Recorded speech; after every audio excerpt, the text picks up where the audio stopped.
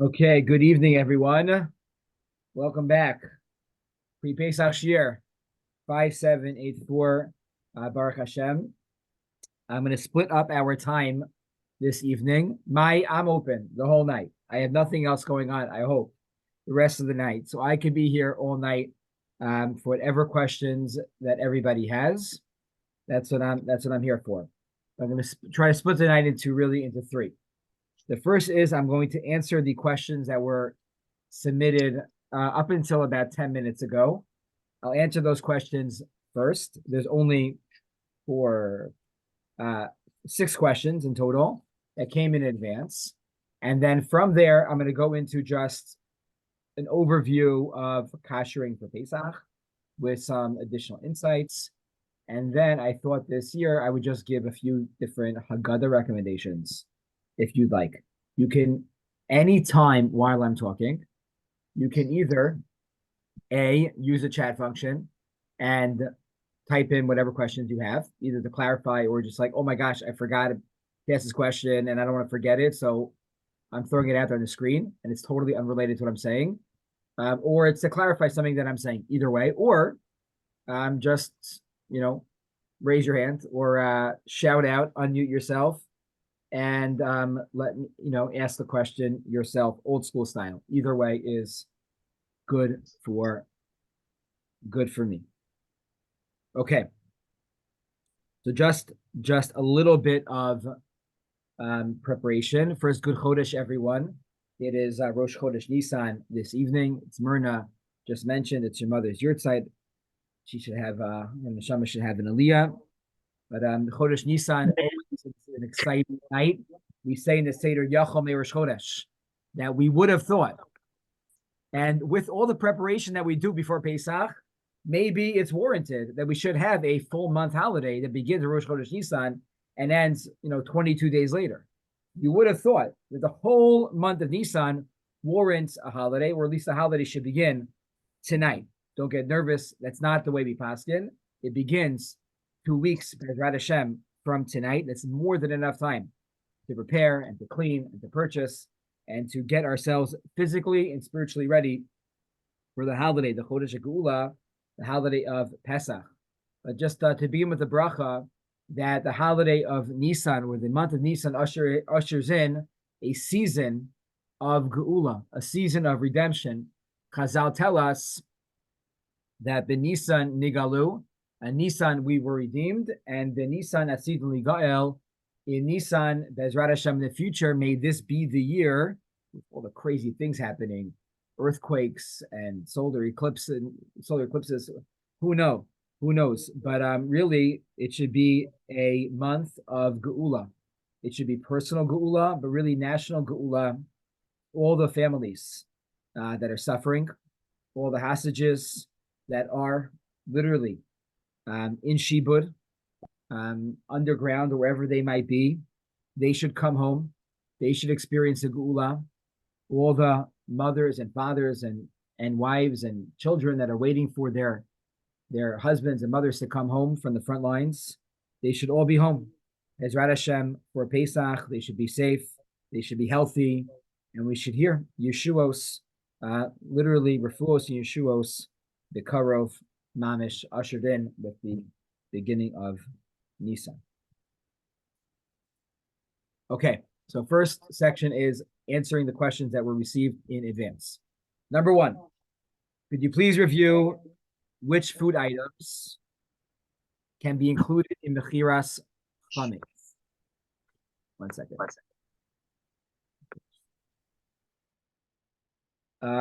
What about various types of flour that are in closed packages and have never been used, such as oat flour, rye flour, whole wheat flour, gluten-free flour? They're generally more expensive than regular white flour. What about various types of pasta, whole wheat, whole grain, lentil, or chickpea and pastas? All of these would still be in the original unopened boxes and are also more expensive to replace after Pesach. Thank you. I have to appreciate that every single person that asked a question tonight, after they asked their question, they wrote, thank you. I appreciate that. Very mental kind of everybody in the community. Okay, so the question here is predicated on the following, okay? And some of you might be thinking, I sell pasta. What's the question over here? So the Torah says very, very clearly, we are not allowed to own anything on Pesach that is made out of the chamishas minei dagan, wheat, spelt, barley, oats, and rye. Anything that has that inside of them qualifies as obviously with the qualifies as chametz and is prohibited on Pesach. We, right, Chazal many years ago established with the advent of people keeping things can stay much longer. We have preservatives that people have a lot of chametz in their homes. And what do we do with that? Originally, this started as a hetzer for people that were bakers, and they can sell their chametz. That extended to all of us that have a lot of things in storage, that we can also sell our chametz. That's why we have so many chametz selling hours, and we sell all the chametz to a non-Jew. This year to Officer Vasquez. Mayor Gosgrove is going to be on vacation in late April, but Officer Vasquez is a wonderful guy, and he is going to be purchasing Bezrat Hashem all of the chametz. There are two major different minhagim regarding the sale of chametz. One opinion is everything could be sold.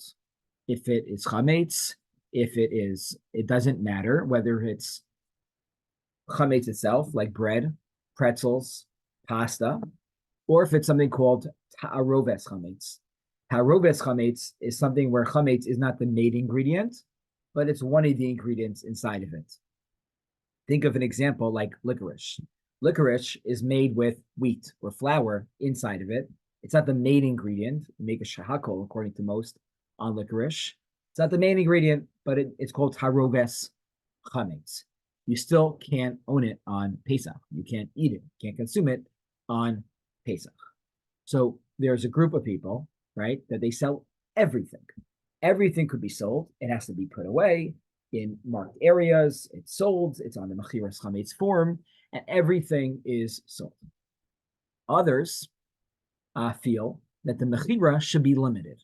The mechira should be limited to only things that are either ta'aroves chametz, are these mixtures, but not to chametz gamor, pastas, breads, etc., waffles, pancakes. Should not include that. Why? Because the mechira was meant only, as a hetzer for people that have a lot of stuff. I don't have a lot of stuff in my home, and I should try to get rid of all of my chametz gamor products. Okay, different minhagim. Rabbi Soloveitchik felt strongly about the latter approach, but both are valid approaches. Even within the second approach, we don't say chametz gamor if there would be a hefsed, a loss of money, meaning somebody owns a lot of alcohol, which can be scotch, whiskey, etc., can cost a lot of money, or they owned. Someone told me they bought like 55 boxes of pasta when they're on sale in December, right? I'm like, even if you typically sell chametz, you don't sell chametz gamor. In this case, if that's considered a hefsed, and everyone's hefsed is different, then that would be considered that you could sell that even if you don't typically sell chametz gamor. That is the assumption of this individual's question. So is flour that I own, whether it's whole wheat flour or regular wheat flour, is that considered chametz gamor? Happens to be it's machlokas between the star K and the OU. My minhag is that I don't sell chametz gamor. I try not to. I try to get rid of it, but I do sell flour. Flour, the OU writes the flour is not considered chametz gamor, and therefore it can be sold. Gluten-free flour would be included in that by definition. Kishmo kenhu, it does not have any gluten in it. Rye flour, by extension, all of those flours would be part of this definition, as opposed to pasta or whole wheat or regular pasta or whole grain pasta are considered chametz gamor, but lentil or chickpea pasta would not be considered chametz gamor for this question and for those that don't sell chametz gamor. Okay, that was question number one. Any clarifications on that question? Okay, good. Number two, can you please comment on medications for children and Tums for adults? Also, baby formulas and baby food pouches, are they acceptable without hashgacha? So I sent on the Pesach guide that we sent out last week, I have a lot of links to a lot of different organizations, the kashrus ones, Star K, CRC. If you own pets, check that out. If somebody in your family is diabetic and they have to be limited in terms of how much, grape juice or wine they can consume, I have links there for how you can filter out add water to those various drinks to ensure you fulfill your mitzvah and you are 100% safe from a health perspective as well. When it comes to medications in general, if you have a prescription medication, do not stop taking that medication for Pesach. Continue to take that medication for Pesach. Over-the-counter medication that you will know you will need in advance of Pesach, we all have those medicines that we take, it's better. It's better just to buy it before Pesach. I'll explain to you why. There's a concept, chametz is, if a crumb of chametz falls into your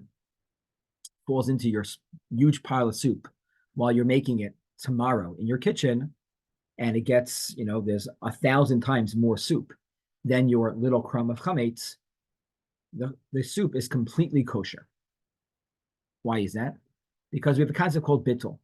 I'm sure some of you have heard of the concept of shishim. 60 times chametz is not allowed on Pesach, and the soup is. So the soup is kosher, the crumb is not.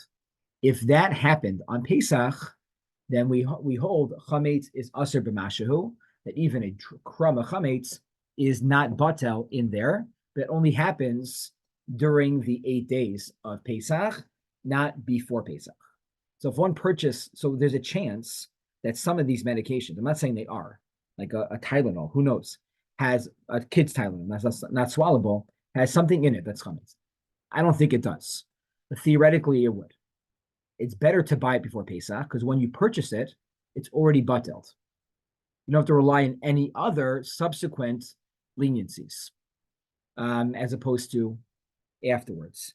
I don't know if the person's on the call who asked this question, but in that Pesach guide, I sent you a list of specific, a list, it's called a pick list from the Star K of all the basic go-to children's medications and which ones one should purchase for Pesach. The Star K did the homework.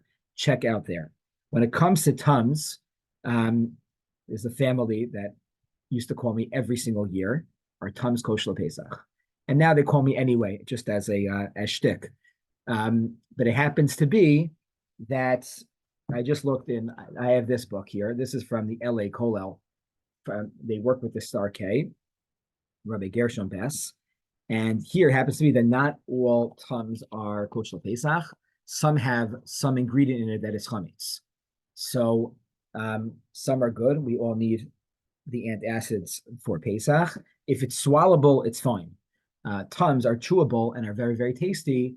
So there might be a difference. If you need that difference, if you need that, let me know, and I will send you a picture of that page. When it comes to baby formulas, same thing. It's on the Pesach guide, and you can check there for a list of everything. Most baby formulas, worst case scenario, is that they are kitnios. Kitnios are allowed to be owned on Pesach. They don't need to be put away. Although I think we all put away our corn and our peas and everything. But especially for children, infants must continue taking their formulas on Pesach. Baby pouches, it would depend. I would need to know more information. Okay, that was question number 2. Very likely later tonight or tomorrow, I'm going to create a WhatsApp chat. I know the next thing we need in our life is another WhatsApp chat for Q&A for Pesach. So it to be non-personal questions, but if someone has a question there, I think everyone can benefit from that question. But usually, if one person has it, generally 10 other people do as well. And this way, we can all benefit from each other asking questions. I'll probably do that later tonight or tomorrow.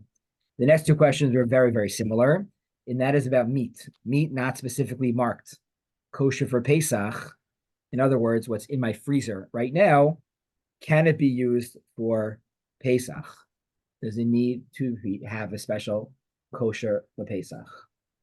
Okay, that's number one. And number two, what about vegetables and fruits?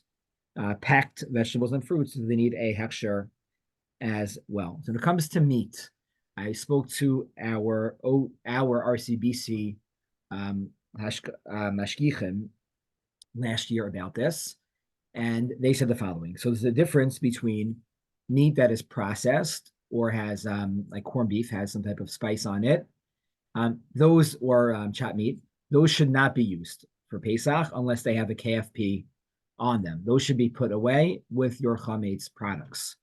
Other chickens or other meats that are completely plain can be used for Pesach, but they should be washed, should be rinsed in the sink before they are used. You don't have to do this, but if you want to, you could rinse them off and then they can be used. What about fish? Something like salmon. What about let me check. I'm not sure. I don't want to say 100% yes, it should be the same. My inclination is to think it's the same, but you'll see based on the next question. You never know. You never know. Okay, so someone asked about what about like frozen vegetables that where the hechsher, like sometimes they're frozen vegetables, you don't need a hechsher on them. They're automatically, there's nothing in them except for just vegetables. Can you use those for Pesach? So I would have thought like what's maybe, what would be the problem? So I saw that on some websites, they have a concern that they are washed with a citric acid before they are put into the frozen bags. Frozen. And they frozen, yeah. And there's a concern that citric acid is chametz, and if we can't tell, we don't know, then it's better to use only frozen vegetables that have a KFP on them in this case. Okay, it's important to note also the OU has a very good app for phones in which you could tell on the app, they'll tell you whether it needs a special hechsher for Pesach or just the regular OU is fine. Like, what does the app look like? OU, I don't know. Go to the app, your app store, wherever you purchase your apps, and type in OU. And I'm sure they have different apps, and one of them will be the one. I'm not sure if it's a regular kosher app or the Pesach app. Okay. Faye asked about vitamins. So vitamins, if they're swallowable vitamins, there's no problem with them. You should continue using vitamins for Pesach. Okay, if they're needed, you need to take them. I would just make sure to purchase them before Pesach, just to be a little careful. Last question that came in is: do water bottles in a water cooler that do not come in contact with chametz, can they be wiped off? Like how do you kasher a water cooler? Many people in Fairlawn, because of the special water that we have in Fairlawn, have water coolers as a way to get around using our special water. So what do you do with a water cooler and how do you kasher that for Pesach? So here, very easy. If there's just a cold option, there's only a cold spout, all you need to do is wipe off the top part of the spout and replace the water bottle. Zehu. When you take off the water bottle, maybe you want to just clean the inside, make sure like no schmutz or anything, any food got there.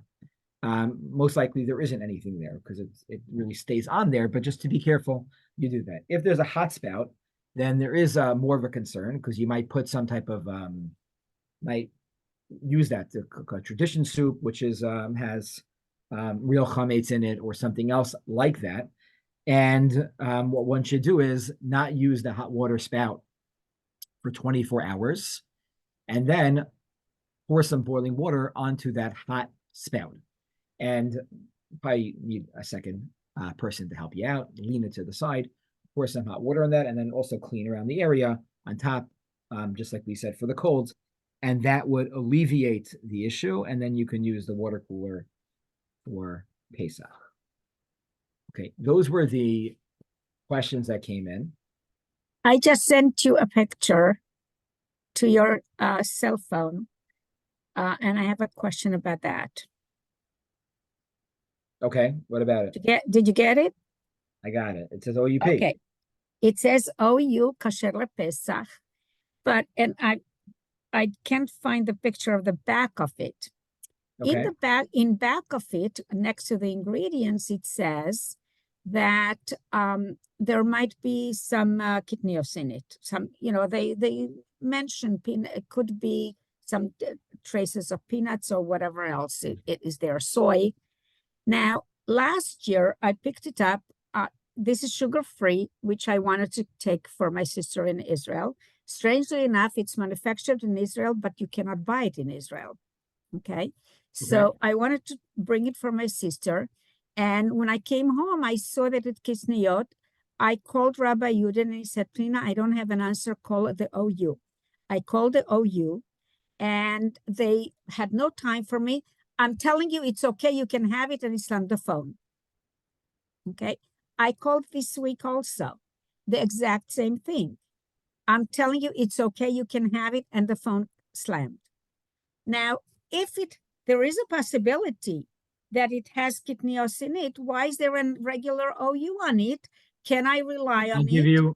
Can I tell my sister you can definitely have it? Yeah, I'll give you two reasons possibly why it has that on it. Number one, most likely because it's produced in a factory that makes peanuts, and that's why it has it on it. They need to cover themselves for the allergies. Right, but if there is a possibility, not a problem. No, so I would say it's completely mutter. The OU is super careful. Every single other kashering agency in the entire world relies on the OU. If they wrote kosher Pesach, it's kosher Pesach. Secondly, if it on the off chance that there's a small percentage of peanuts in it, so someone with peanut allergy should probably be careful. It's also fine. Peanuts are different than chametz. Peanuts. What about soy? Either one, but same. They're soy kitnios. as well. Yeah, it's kitnios. Worst case scenario is that it's kitnios. It is batel in the thing, and even they would even be batel even if it fell in on Pesach. So it would not be an issue unless someone had a soy or peanut allergy. Then one would need to be careful. But for these issues, worst case scenario here, it would completely be fine. It's not even clear whether peanuts are really kitnios to begin with. That I know, but I wanted to make sure that it's okay. Thank you. Okay. Thanks. Great. I'm going to go into an overview of that's part one. Rachel, were you raising your hands? No. I'm going to, Joanne, go ahead. Just a couple quick questions. What about a jar of like dry yeast? In and of itself, is yeast chametz or only when it comes into contact with yeast? Regular yeast is not chametz gamor. It can't be used on Pesach, but it's not chametz. Brewer's yeast is, but not which people use, I think, to make beer. But regular chametz is not. Okay, and also what you said before about even if chicken or meat, raw chicken or meat doesn't have the Pesach kashkacha, if it's just plain, it's okay. And that's true even of places that sell, like even at the food showcase, chicken coated with breadcrumbs and all of that. It's not a concern. If it's just a plain chicken cutlet with nothing on it, we don't have to worry about those other Rabbi products. Shapiro thought like you should, if you want to be careful, to wash it off would help. That takes care of it. Thanks. So you mentioned before the water coolers. Is there a distinction if it's inside your fridge? Is it only used for what, for a cold or for hot too? For cold only. No, just wash it off. That's it. That's it. Cool. Okay. Again, we'll talk about, little children. May I just say something? Yeah. Myrna asked about salmon. Many years ago, I was at a workshop with Rabbi Weinberger, and he basically researched it, and he told us that he has a congregant who works, I believe, at Costco. And he said that basically salmon is such a sensitive fish that nowhere, any reputable place is not going to touch any knife or anything that is not just for the salmon, because the salmon does absorb the taste of something else. And because I used to go, years ago before COVID and when it was allowed, I used to go with a knife in the trunk of my car for them to slice the fish for me. And he said it's not necessary because the salmon is so sensitive that it absorbs other taste, and they use only knives for salmons. Okay, good to know. I wanted to just double check. That's what he told us at the shiur. Okay, thank you for sharing. Yeah. So Rachel, back to what you said regarding the water coolers in the fridge. Just have to be careful with when you have like kids around, like they might throw something in, like if it's connected to the ice bucket and that's all connected. Just clean it out well. That's it. But no hot water is needed if only cold water is being used there. Okay. Okay. What about SodaStream? Who said that? Was that Naomi Noel? Naomi, sorry, I'm driving. It sounds like you're driving somewhere. Okay. This SodaStream, I think a lot of the SodaStream cartridges are kosher Pesach to begin with. You can check that out. If it's not flavored, but what about the dispenser and the bottles, I guess? You need to clean it out. The only way that it's used is with the cartridges inside of it. Just clean it out. Yeah, but when you put the flavored like Coke, you put it up to it. That's not kosher for Pesach. Assuming it's not flavored. Oh, We only use regular carbon, no flavor. You need new bottles, right? If it's plastic, I think you need new bottles. I bought new bottles. I think the OU guide said you could cut, just change the bottles and clean the machine. That sounds good. That sounds good. I don't think you need to kosher the machine. You should clean the machine. Okay. Now Thank you. You got it. Okay. Brief overview of the kitchen and cleaning, and then we'll I'm happy to take questions as we go along in this. So when we come to cleaning itself, we have to know what we're responsible for on Pesach and what we are not responsible for, but you're likely going to do anyway. So clothing nobody wears. Ladders to clean out the grout in the outside. Don't count as Pesach cleaning, right? Cleaning the chandelier or on top of the refrigerator and using ladders to get all the stuff that might be nice because you want to make sure everything is super clean. That's not part of Pesach cleaning. We don't want to go into Pesach as a shmata. We want to serve Hashem through cleaning, but we have to be careful that we're not doing things that are too extreme. A stringency in one area will become a kula in a different area. We want to feel good about the Seder, about our Yiddishkeit, and we want our children to feel good about this also. So, when we're talking about even cleaning, how do we talk about the cleaning itself? We want to do it the right way with the right framework and the right mindset, halachically appropriate, and know the difference between what is what we must clean and what is unnecessary to clean.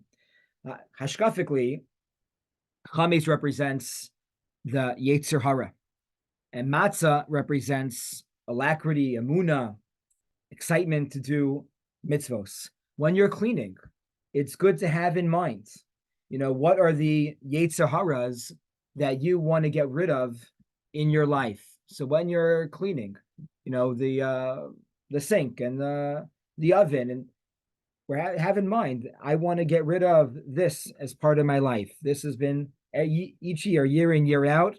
I want to, get rid of that. Arrogance, anger, envy, impatience, whatever it might be. think about that, have that kavana. It might make it more meaningful as we're going through the Pesach prep. I just picked up a Haggadah today from a Rav in, I think in England. He writes that the difference between chametz and matzah is chametz. The gematria of chametz is chalak, like machlokes. Chametz represents separation, whereas matzah, the gematria of matzah is kahal, kihila, coming together. Something to think about for this year. The main difference in the letters between chametz and matzah is one letter difference. Matzah has a hey, and chametz has a ches. And usually, the way that is typically understood is that the hey is a letter for the ba'alei tshuva. Why is the hey considered a letter for the ba'alei tshuva? Because it has more than one way in and out. There are two ways in and out of the letter hey to escape. Whereas the ches of chametz only has one way in and one way out. That is the preference of matzah over chametz. I was thinking that for this year, in a more meaningful way for all of us, as we're thinking about the hostages and what's going on in Eretz Israel, you think about the hay of the matzah, and that there's more than one way to escape, to leave the place that we are stuck in, that the hostages are stuck in, and they should leave through the experience and through the mitzvah of achilas matzah. So there's many mitzvahs associated with matzah. There's about 8. With the iser of chametz, and we do 3 things to get rid of this yetzer hara, this chametz from us, to totally destroy this relationship that we have with chametz. One is bedika. The bedikas chametz is taking place the night before Pesach. That is Sunday night. We have bittul. Bittul is a declaration that the relationship that we have with chametz is completely over. And then that's not enough. We don't just say it out loud. We actually burn. We get rid of. We physically destroy the chametz. There's no prohibition to look at chametz. Like if somebody, I think when I was a kid, you thought like you'd go into a store, like you couldn't look at the chametz. There's no iser per se to look at the chametz. It's just that you cannot own chametz, and the chametz that you own should really be put away. Now, what needs to be cleaned? So this is just number 1. The Mishnah says that places that you do not go to or you do not bring food to do not need to be cleaned for Pesach, right? So think about, I don't know, we never bring food to the basement or the bathrooms, for example. Those don't need to be cleaned for Pesach if food is never brought into them in certain cabinets or certain locations in one's home. Those do not need to be cleaned for Pesach. Or places that you will not go into at all for Pesach, they're going to be cordoned off. What you could do is take a piece of tape. We take blue painter's tape. Doesn't ruin the cabinets. And we cover it off. We tape off that cabinet and say, that's done. And I write down, sold, right? If you don't want to clean it, that space, you don't need it. It's not going to be used. Tape off that area and it's completely done. Any place that chametz is not brought into, you're not obligated to clean. You don't need to clean items that are not going to be used. For example, a toaster, a sandwich maker, what you could do with them is sprinkle them out. You don't need to scrub them off. Put them in a box and put them somewhere in the basement or in the garage and get rid of them. Remove them. Put them in a cabinet and put them away. There's no mitzvah to get the grind out of something like that you're not going to be used.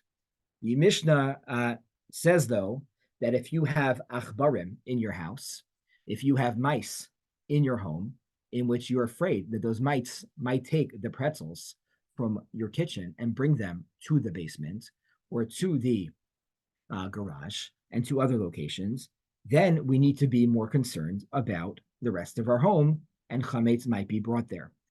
Today, thank God, we live in a more civilized society. Most of us, some of us might have mice, but we don't have mice. Some of us might have little children or little grandchildren that bring the chametz into places, even though we tell them not to. And therefore, we need to look around to make sure that there's no chametz in those locations. Also, one is not obligated to move. Someone asked me this last week, their entire oven to get the grime underneath the oven. If you're not going to go there, right, you don't need to remove that. You might want to. That's not part of Pesach cleaning. Okay. Now I'm going to begin. Any questions before I'm going to go into specific parts of the kitchen to clean? Okay, good. Number one, refrigerator. Refrigerator needs to be wiped down. If there is food brought all over the refrigerator and the freezer, both need to be wiped down and cleaned really, really well. If you cannot physically reach a location in your refrigerator, you should spray it down with something that is more caustic. Why is that? Because if there is mamish, real chametz there, using a caustic spray is going to render that food completely unfit for the consumption of dogs, which makes it completely non-chametz. There is no mitzvah to line your refrigerator with whatever you line it with. But if that is your minhag, continue to do that minhag. It is very nice, but not necessary. It's necessary to clean the fridge really, really well. But lining it, if that's your minhag, it is not usher to not line your freezer. Same as freezer, defrost it, clean it out. One should ideally clean out the ice tray as well. Again, depends on where the ice tray is and do you have access to it? Does food touch it or go near it? If it does, for sure, it should be cleaned out. But otherwise, looking around over it would likely be enough. Okay, countertops. When it comes to countertops, you have to first know, can I kasher my countertops? Can I not kasher my countertops? So in the Pesach guide that I sent out a list from the CRC. It's very exhaustive. They go through I think, as far as I could tell, at least all the ones that I heard of, every type of countertop and whether it could be kashered. Okay. One does not need to kasher their countertop. It can be covered, right? A countertop could be covered. And you want to think about if you're going to kasher your countertop from just a very practical perspective. We'll talk about in a minute how it's kashered. So, but check the CRC for whether it's kasherable or you need to cover it. So if you're going to kasher your countertop, there are two possible options of how to kasher the countertop. And I'm going to share a term with you now. And this is the operant term that is used for all kashering all the time. And that is kibolo kach polto. Kibolo, with a Beis Lamed Ayin, means the way that it was taken in. Bolea means to swallow. Kibolo kach polto. Our job, right, your responsibility is we need to remove the chametz that's inside of whatever we're removing it from. So the way that it came in is the way that it gets removed. So we always need to think of what is worst case scenario that's going to happen here.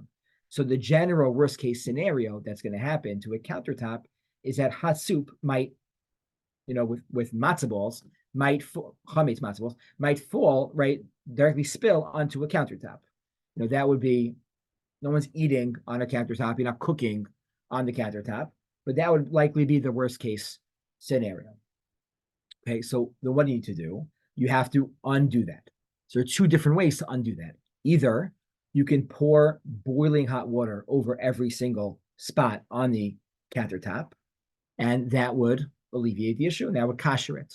The concern with that is a very practical concern, is that if you have wood drawers, you might ruin them over the course of time because the hot water interacting with the wood drawers that are right underneath it just over time they might warp and they might get bad. Consult with your cabinet guy about that. The other way to do it is to purchase or to borrow from somebody a steamer, a regular, over the counter steamer. I was going to say from Bed Bath Beyond, but I think Alav Shalom, that's gone. But is usually not good. They don't get hot enough. It needs to get hot enough where it's like Yad Sola Dispo. So usually industrial ones are like that. There are a few that are over the counter that are good.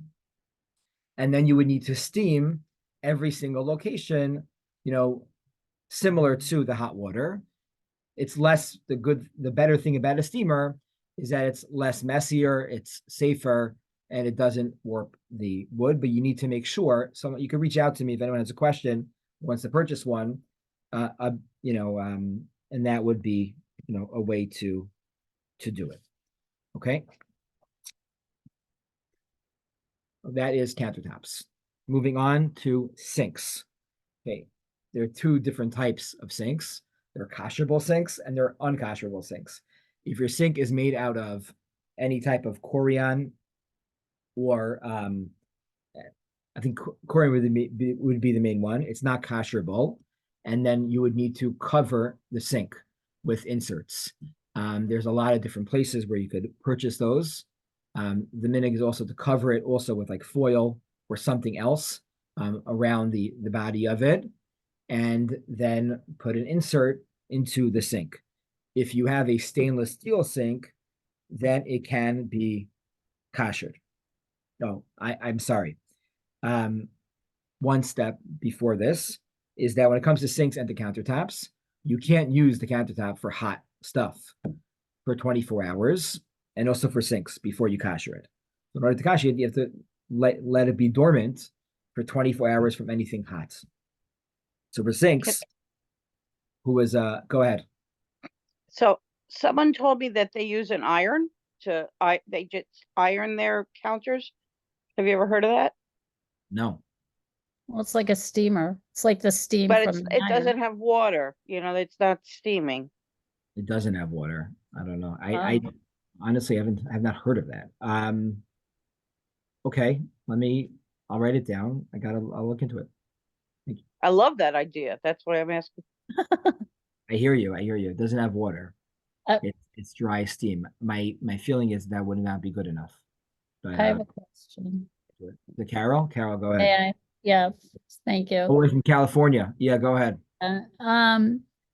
You're saying the steam from the steamer from Bed Bath and Beyond isn't hot enough, but steam is steam. Water boils at 212. That's it. So what do you mean it's not hot enough? When it comes out, it doesn't come out hot enough. The apparatus of the way that it's being used, it doesn't come out, and it doesn't. Really? Yeah. Even if it's boiling inside the steamer? Yeah. Okay. Thank you. Okay. So when it comes to sinks, what you would need to do is to kosher it. You'd boil water in a pot, let it go to a rolling boil, and then you would take that water from the stovetop and pour it on every single, first clean it out and pour it in every single inch of the sink. It might take more than one pot at a time, and that would kosher the sink. Now the sink has other parts to it in addition to just the basin.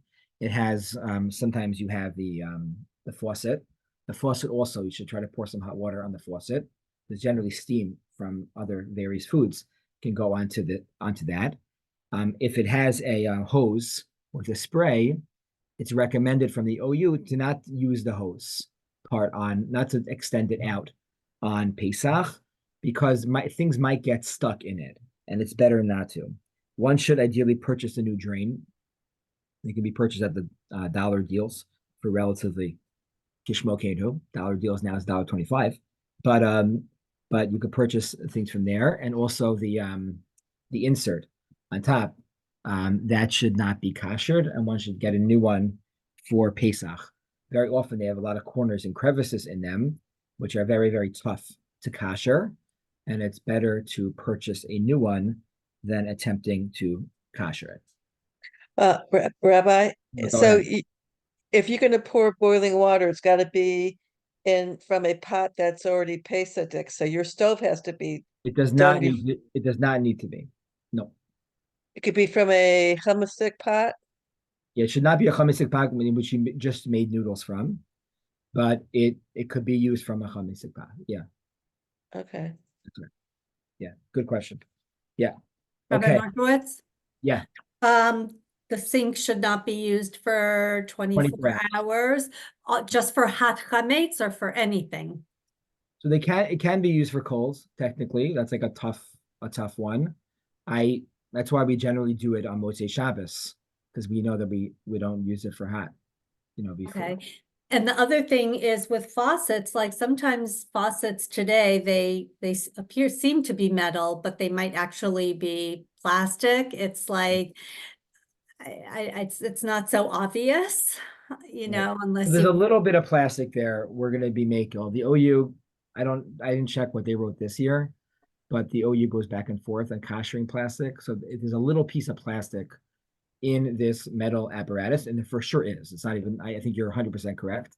It's not maybe. I think they're all made with some type of plastic. The rim around you can kosher that along with everything else. okay. Okay, microwaves. Microwaves need to be cleaned really, really well, as sometimes they splatter and get a little bit all over the place. The gaskets all over. They need to not be used for 24 hours. And in order to kosher them, you should first remove 24 hours, clean them out really, really well, wait 24 hours, remove the glass plate. The glass plate should be gone for all of Pesach. And then put a microwavable cup in there, and allow that cup to fill the chamber with steam. I can't tell you how long that's going to take, because it really depends on the microwave that you have. So every microwave is made a little bit differently. So it might be 8 minutes, it might be 14 minutes. It's hard to really know. In terms of, and then you do that once, and then you do that a second time. Why do you do that a second time? Because when you kosher, you put that cup in the microwave, you koshered everything minus the little circle underneath the location in which you koshered. So you do it a second time to kosher the rest of the microwave. Okay, Esty, how do you kosher the top edges of an undermount sink? Esty, you need to explain a little bit more. What do you mean by the top edges of the undermount sink? You mean like there's like a lip on top that it just goes over onto the counter? Is that what you mean? No, sorry, hi. It's under the counter, so there's I don't know how I would pour and have water run down onto it because the counter comes out over where the sink goes down. I'm not explaining it very well. I'm tired. Okay, so why don't you send me a picture of what it looks like? Okay, fine. Right, and then if you text it to me now, I can answer it with everybody. Okay, I'll get on that. Thank Okay. you. Okay, great. Okay, ovens. So ovens, do you need to do anything, Emma, to the grease filter that is in the microwave, and really meant to filter the grease from the oven below? Are you referring to like a convection oven that has that underneath? No, it's a microwave oven. It has grease filters and charcoal filters. I have grease filters, and it's really meant to absorb the grease from the oven below. It's not for the microwave, it's for the oven What's below. on top? Meaning your Yeah. microwave is on Right. top of, so it just catches it, the oven goes up, right? Right. And there's something there to catch. The grease It's filters, not right. connected to the microwave. It's not, but they're both the same brand, and that's what it's meant for.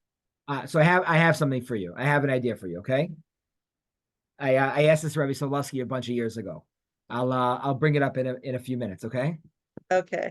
Daughter's enjoying this. Okay. Good. So the ovens. Let's go to ovens, and then we'll go to stovetops. So when it comes to ovens, so there are two different types of ovens. We have self-clean and we have non-self-clean ovens. So if you have a non-self-clean oven, you need to clean it out really well with a caustic spray. Clean it really, really well. Caustic spray, good. Wait 24 hours. And then you need to run it for 1 hour on the highest temperature. Okay. On a self-clean oven, you don't need to wait 24 hours. In fact, don't really need to clean out the oven at all. And that would the self-clean mode would kosher the oven. You should use the highest self-clean mode that they have.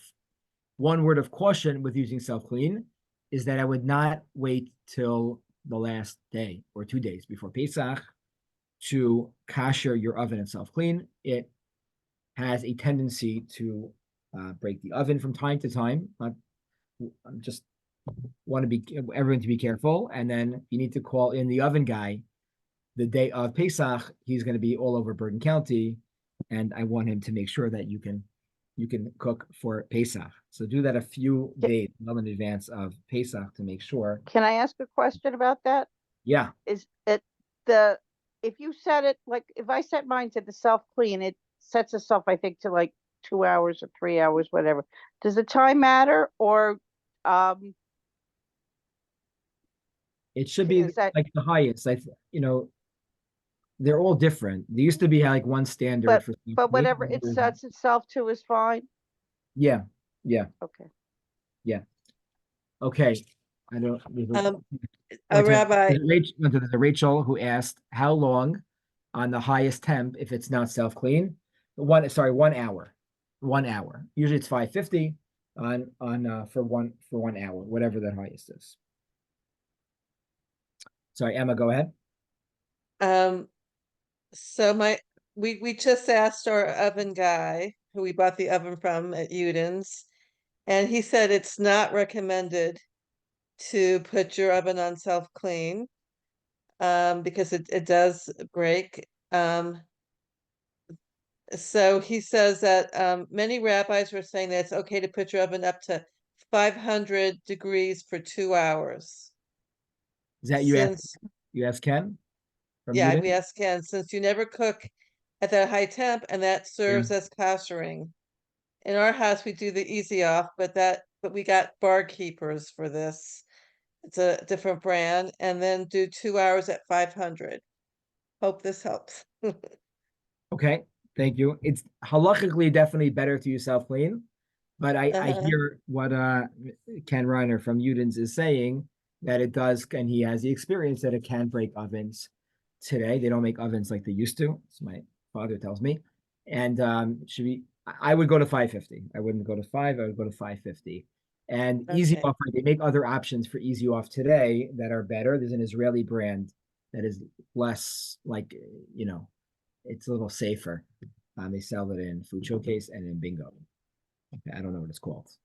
Just has a lot of Hebrew letters on it with a picture of an oven. Okay. I think it's called Shunamit. Oh, you're right. Yeah, thank you, Rivka. Shunamit. It's much easier to it's more palpable to clean with. Okay.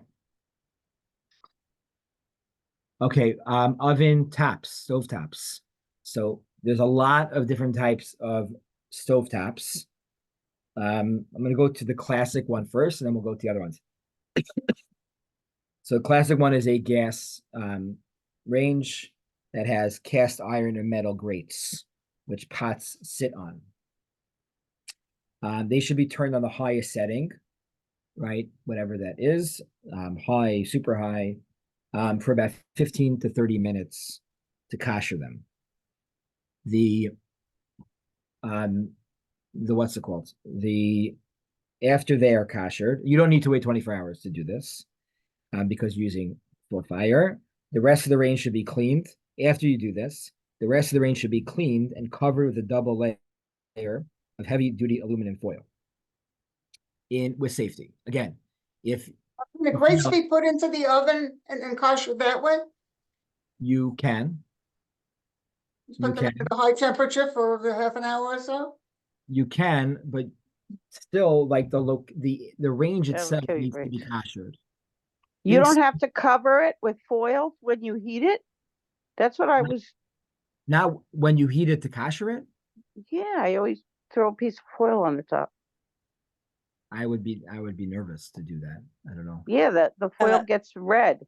So don't- Rabbi, we just got a GE oven like a couple of months ago, and the instructions say do not cover with foil. It's a fire hazard. They recommend it in big bold print.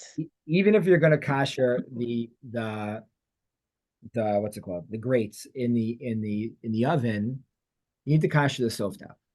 So again, more safety and more protocols are saying that having foil everywhere is a concern. You need to safety first over here. You still need to put things on high with the fire. Right. The kosher. What are we doing? What are we doing here? What we're doing is we're worried about the worst case scenario. What happened? You had a spill of chametz literally on your grate. So what do you do? Mm-hmm. Putting everything on high, and that's koshering it. Because how does it get so high? When you put on the fires, you don't have to put on all the fires at the same time to do this. That is also a fire, a safety hazard. So you do. And that's not my objection. My objection is the foil. Putting it. One putting second, Emma. So that's the kosher. That's the kosher. Afterwards, so it is recommended in our guide to put foil around, but you need to know your oven and your stovetop, and if it's appropriate to put foil around, or not. There might be a significant safety concern the way everything is construed. There are certain types of oven grates that are interconnected. They're not the separate ones, but they're all connected together. If they're all connected together, then you should try to put on a few of the flames at the same time, because one fire is they're all gonna get heated together, and that's gonna be a better way to kosher them all together. Just know what type of gas range you have or grates you have. Comes to foil, you need to do what is best for you in terms of safety. Okay, they make all different things that like circle around it. I would, yeah, Panina. What? Rabbi, anything and I actually, I believe it was last year that I called into Nachum Siegel's show also when they have the OU, the panel for Pesach. Yeah. I am very concerned about anybody that recommends anything to do with aluminum foil inside the oven or on the range. I don't know if even the heavy duty, and I tried it numerous times, even the heavy duty aluminum foil catches fire and throws sparks. I don't know if you remember a few years ago, we had a family that actually, I think everybody except the father who was away perished because they were asleep and the oven, the range caught fire, the cabinets, the wooden cabinets in Borough Park. A mother and 3-4 children perished from aluminum foil that caught fire. Okay, even the heavy duty aluminum foil catches fire. Right. That's very concerned to me. And when the OU, whoever it was, said to use the heavy duty, I called in and I said, do me a favor before you recommend it, test it and see. And you will see that it does catch fire, even the heavy duty. Okay. Thank you, Panina. Thank you. If you have other types of stove tops, glass, Corning, halogen, all of these should be koshered in the following way. Should turn up the knob to the highest degree, and the burning area itself is considered koshered. Turn it on for about 20 to 30 minutes. Sometimes for these, you have to wait till they get to that highest degree, and then they are koshered. But in this case, Wait, I have just a you should- question. Wait, going back to the grapes, you said that you should put them inside the oven when you're doing the self-cleaning? no, I did not recommend that. Oh, you don't recommend, I don't think it's necessary. You can, huh? but But you can. don't need to. Okay, thanks. And if you put it in the oven, they will discolor. Okay, there you go. There you go. Okay, so when it comes to glass and everything else, the way to kosher them is to turn it on to the highest degree, leave it there for about 20 to 30 minutes. And then you can use the burning area, like where the location is, on a glass top. But you should not really use the rest of the area for Pesach, meaning sometimes you want to rest your pot of soup and move it to the side. So on Pesach, if you have a glass top stove, you should not rest anything on top of the stove on Pesach itself, because it's a big question whether the rest of the stove can get koshered. Okay. Any other questions regarding koshering? What about the grease filter? Oh, thank you. Thank you. So this is my thought. Okay. So first I use when I heat up the water for the for my sinks. So that has steam that goes all the way up. So in addition to cleaning on top of that area, which is on top of, for many people, that's where their microwave is, that steam that goes up from the boiled water, I try to do a few at a time. Actually, it was in the old house, not in this house. That would, Verselsky thought that was enough to kosher that filter that was on top. If I'm understanding you correctly, but that's what you're referring to. Yes, that's a good idea. Yeah, so Thank that you. so therefore I boiled like a few pots at a time to create that situation. Okay. Okay. Okay. Any other questions regarding? Oh, sorry. Hot water urns. Hot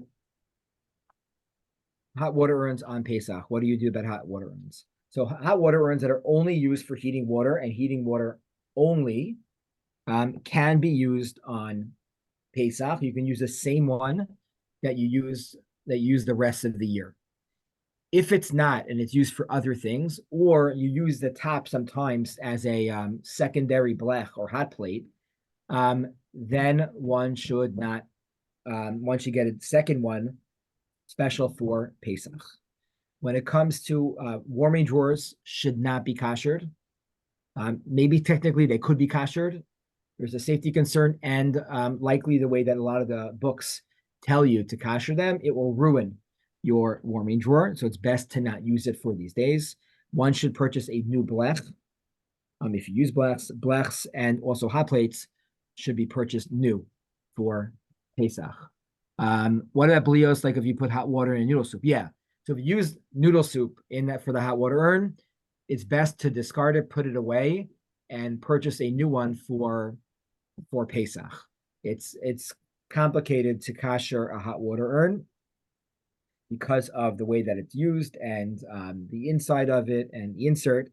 Another concern about hot water urns is many people clean a hot water urn with vinegar. So some of our vinegars can be chametz gamor. Some of our vinegars are like flour or like wheat-based vinegars. And then even if you only use it for water, but you clean it with wheat vinegar, then it's mamish chametz in the way that it is made. Did you say something about a plata that you can't cover that with tin foil? No, that would not be enough to cover with tin foil. Okay. Would not be enough. I mean, I have the regular During black. during COVID, Rabbi Willig was making on everything. I think everything went on the COVID year, and we said we could kosher them then, but that was just for that year. No, I have the old fashioned blacks, the Pesach, that I have. That's what I have too. Yeah. Rabbi, I have a pot filler, a faucet over the stove. Yeah. I don't use mine on Pesach. You don't use it on Pesach. Yeah. Do I use it? Let me think again. 1 second. Let me just think about it. So pot filler, Some people have like a sink on top of their stove top, and it's very helpful. It's like a hose. Fills up the pots really fast. Oh, your wife says you don't use it. We don't. My Sarah said, okay, Sarah said we don't use it. Sarah remembers. Thank you. I have to go through this looking at my head every year, so she knows. Yeah, so we don't use it on Pesach because it gets in. What happens to it? Where what's going on here? So thank you, Sarah. Okay. Okay, I think that's everything regarding the kitchen. If anyone has any other questions, they obviously can reach out to me. I thought for the last section for tonight, I would just give a few different recommendations. I thank you first of all to Shoshana Greenwald for organizing the shir and a lot of all the Torah this year for the sisterhood, and to our president Naomi Noble, and mazel tov to her. I was going to just give a few recommendations for Haggados. Some are oldies but goodies, and some are new. Everyone's always looking for new Haggados. So I have 4 options here that are in English that are great. Probably one of them. This is number 1. This is Rabbi Sachs on the Haggadah. What I like for the Seder. Everyone with family has different styles of what they do. I grew up, and my mom still does this. Everyone has the same Haggadah. She let everyone this weekend announce pages, and it's the same, and it's good. And when I went to the Winkler family, it was chaos. My father would bring down like a stack of like 30 Haggadahs from the den, and he would say, "Okay, take which one you want."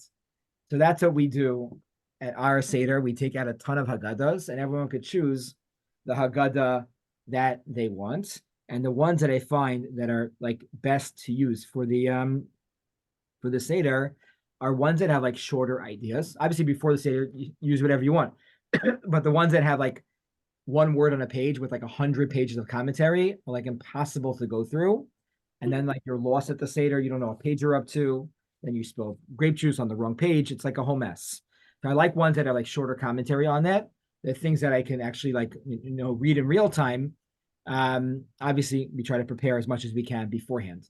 So the ones that I like the most for a combination of reasons is Rabbi Sachs is like, I think every home should have this. It's essays in the back, and the Haggadah itself has like really shorter pieces that are very digestible and very overable. Obviously, for like a younger crowd, Rabbi Sachs is like not like ideal, but for like teens and for older, it's amazing. It's so good, and every year I find new things in that Haggadah that are relevant to the year that we are in.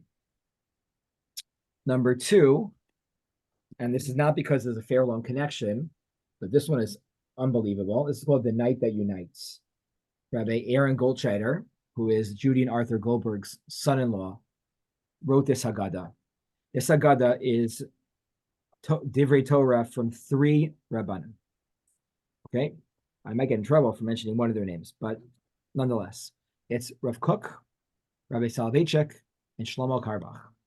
Okay, and those are the 3. Really, it's not Shlomo Karbach only. It's really like Hasidic Torah, and the Torah in here is like unbelievable. It's very digestible. It's short pieces. There's amazing stories in here. It's excellent. Like mine is beaten up because I use this at least one of my Sidarim, plus I give it to somebody to use because it's bigger, it's easier to follow. Really, really excellent. A lot of classic Torah from especially Rabbi Soloveitchik and Rav Kook are in here. The Night That Unites. Thank you, Beth.